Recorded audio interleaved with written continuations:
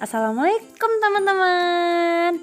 Kembali lagi bersama saya Ines Martalita Demigis J1A1180002. Nah, pada kesempatan kali ini aku ingin nge-review jurnal dalam bentuk video. Pasti teman-teman penasaran kan, jurnal apa sih yang ingin aku review? Jurnal yang ingin aku review mengenai tentang biofabilitas lipid. Adapun jurnal yang aku pilih berjudul Biofabilitas Alpha Tocopherol Minuman Emulsi Minyak Sawit dalam Plasma Darah dan Hati Tikus Ratus Navigicus. Sebelum kita masuk ke topik pembahasan, pasti ada nih muncul pertanyaan dari teman-teman, apa sih minuman emulsi minyak sawit? Nah, minuman emulsi minyak sawit atau disingkat MEMS merupakan salah satu produk berbasis emulsi oil in water yang dapat menjadi sumber vitamin E dalam bentuk alpha tocopherol.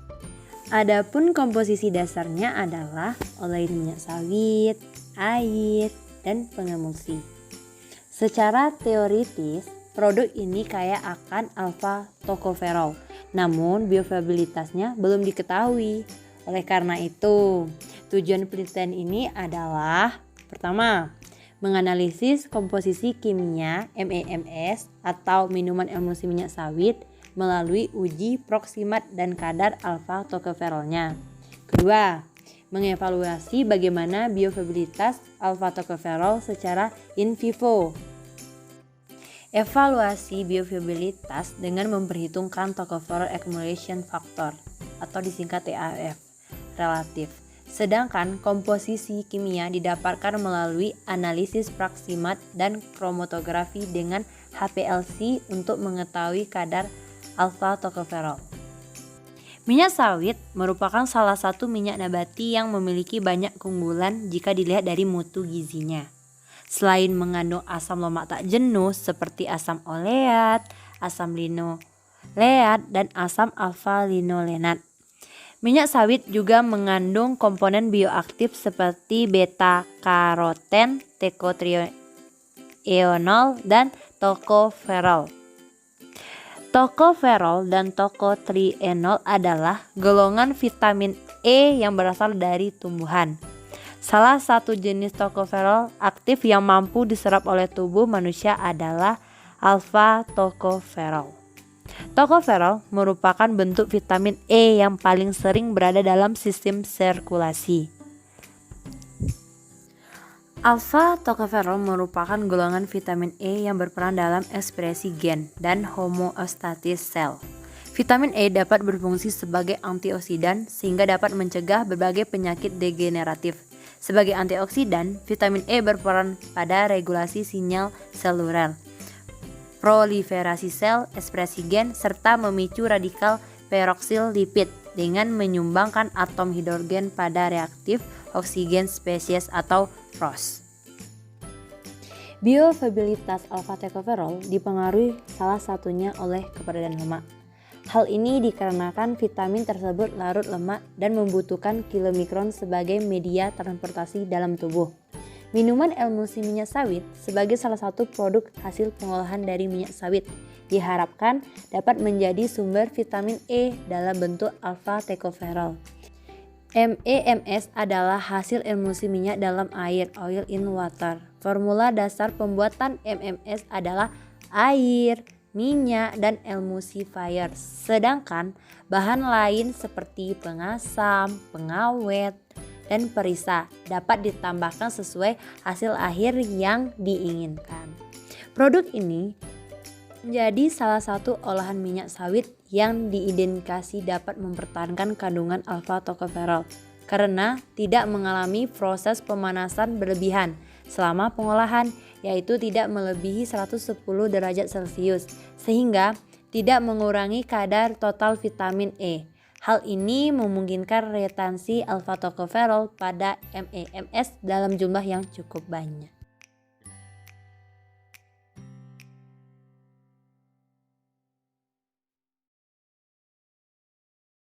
Pengujian bioavailabilitas menggunakan tikus ratus Nilphegus jantan. Bahan yang digunakan untuk pembuatan ronsum tikus adalah minuman emulsi minyak sawit, kasein, selulosa, minyak jagung, tepung maizena, vitamin mix, mineral mix, dan aquades. Bahan kimia yang digunakan sebagai standar adalah alfa tocoferol sigma. Peralatan yang digunakan yaitu neutralizer, deodorizer, homogenizer, peralatan bedah tikus, tabung EDTA, timbangan analitik, dan sentrifuge. Analisis kadar tocoferol pada MEMS serta pada organ hati dan plasma darah tikus dilakukan menggunakan instrumen HPLC UV VIS dengan panjang kolom 150 mE dan diam. Bioavailabilitas alfa tocoferol dihitung menggunakan tocopherol accumulation factor atau TAF. Evaluasi bioavailabilitas alfa tocoferol dianalisis dengan TAV relatif. Penggunaan TAV sebagai metode analisis bioavailabilitas didasarkan dari pemahaman mengenai bioavailabilitas sebagai jumlah zat gizi yang diingesti dan berpotensi tersedia dalam bentuk yang bisa diabsorpsi oleh tubuh sehingga dapat dipertimbangkan sebagai rasio zat gizi yang berhasil diserap tubuh dengan zat gizi total yang dikonsumsi. Rancangan perlakuan yang dilakukan pada analisis bioavailabilitas alfa tocoferol pada MEMS menggunakan rancangan ancang lengkap karena merupakan percobaan satu faktor dengan pengaruh lingkungan yang dikendalikan. Pembahasan dilakukan secara deskriptif dan dengan analisis sidik tagam satu arah, serta dilanjutkan dengan uji DMT dengan menggunakan software SPSS 22 guna menentukan perbedaan bioavailabilitas alfa tocoferol pada tiap kelompok. Selain itu, dianalisis tocoferol plasma dan TAV menggunakan tes untuk mengetahui perbedaan antar kelompok uji.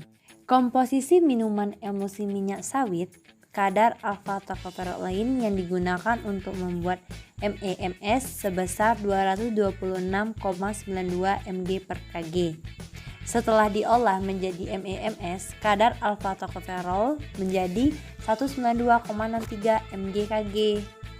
Penambahan EDTA pada formasi yang digunakan mampu mempertahankan kandungan alfa tocoferol pada MEMS. EDTA merupakan antioksidan golongan metal chelator yang mampu menghambat oksidasi lipid pada emulsi oil in water, terutama yang memiliki pH antara 4-7 seperti MEMS, sehingga kestabilan alfa tocoferol dalam emulsi minyak sawit dapat dipertahankan. Semakin tinggi jumlah lemak dalam sistem emulsi, semakin banyak misel yang terbentuk di usus halus sehingga solubilitas meningkat dan mempermudah penyerapan alfa tocoferol. Cara pembuatan kondisi hewan, percobaan dalam penelitian ini adalah melakukan pengamatan peningkatan berat badan. Peningkatan berat badan digunakan sebagai indikator tak langsung untuk melihat pengaruh pemberian jenis ransum terhadap perkembangan tikus. Pada awal masa adaptasi, berat badan tikus sebesar 140-150 gram dengan rata-rata berat badan sebesar 145,78 gram. Pada akhir masa adaptasi, rata-rata berat badan tikus sebesar 164,3 gram atau meningkat sebesar 18,45 gram. Kondisi hewan percobaan selama pemeliharaan. Pada masa refleksi, kelompok kontrol K mengalami peningkatan berat badan dan total konsumsi ransum yang paling tinggi. Kelompok KN mengonsumsi ransum melebihi kelompok KP.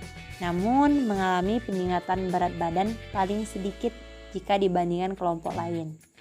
Kelompok lain tidak mengalami peningkatan berat badan yang konsisten dan terus mengalami penurunan berat badan setelah hari ketiga masa refleksi. Hal ini dapat terjadi karena status defisiensi vitamin yang dialami kelompok KN semakin buruk.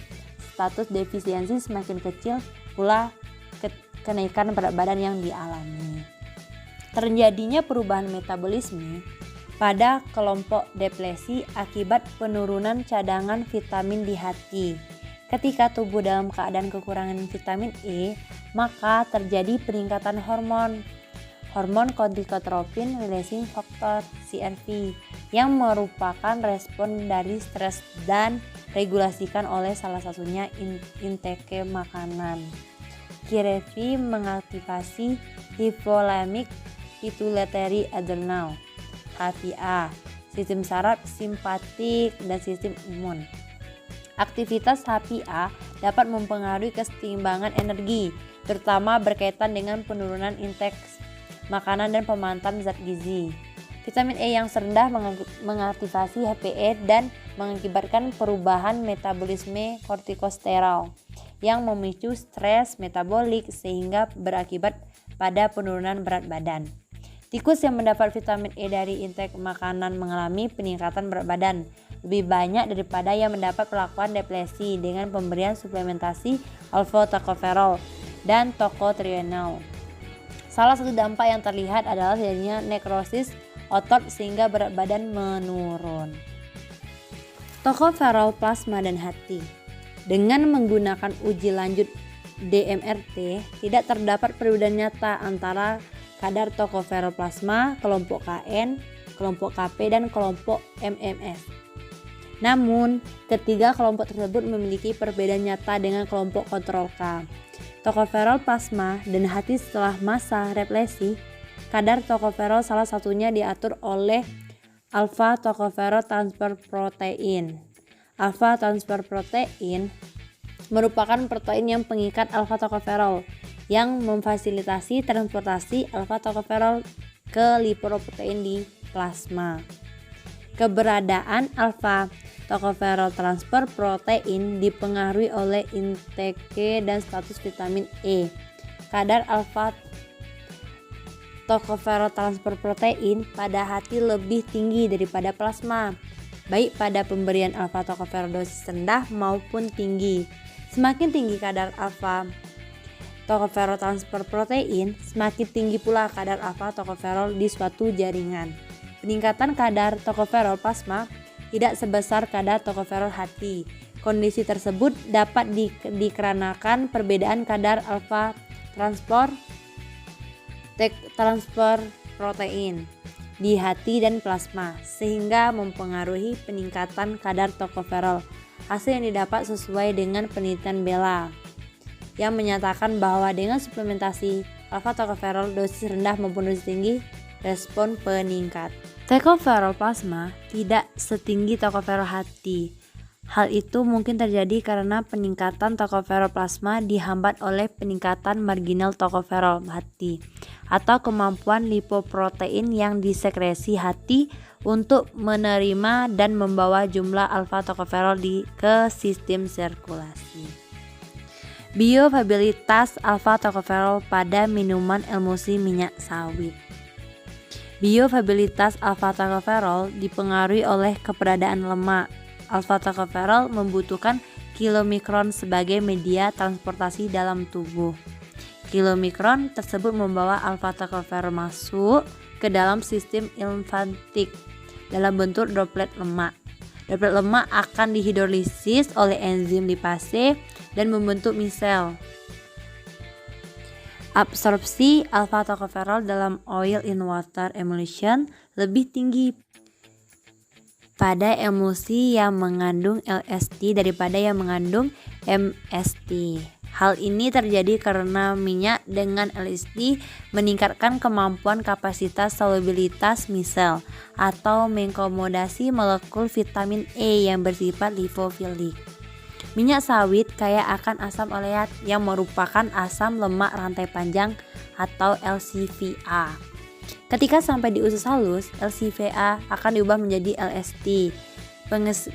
Meskipun penyerapan LCT lebih sulit daripada MST, tapi viabilitasnya lebih tinggi daripada MST.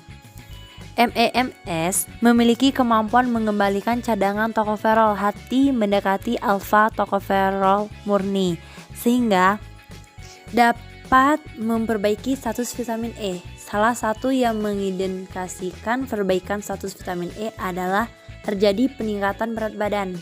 Pada masa represi, rata-rata peningkatan berat badan kelompok MEMS sebesar 1,13 gram hari dengan konsumsi alfa tokoferol, rata-rata 511 mg per hari. Hasil yang didapatkan ini selaras dengan RSDKK yang menyebutkan bahwa tikus dengan defisiensi vitamin E yang diberikan suplementasi sebesar 500 mengalami perbaikan status vitamin E. Ditunjukkan salah satunya dengan peningkatan berat badan minimum sebesar 0,1 gram per hari. Keberadaan alfa tokoferol pada MEMS lebih mudah diserap tubuh karena adanya peran minyak sawit sebagai karier. Seperti bentuk vitamin E yang lain, alfa tokoferol juga memiliki kelaturan yang tinggi dalam lemak. Lemak mempengaruhi penyerapan vitamin E melalui beberapa mekanisme. Pertama, lemak dapat memfasilitasi pelepasan vitamin E dari matris pangan melalui pembentukan fase hidrofobik untuk melarutkan lemak.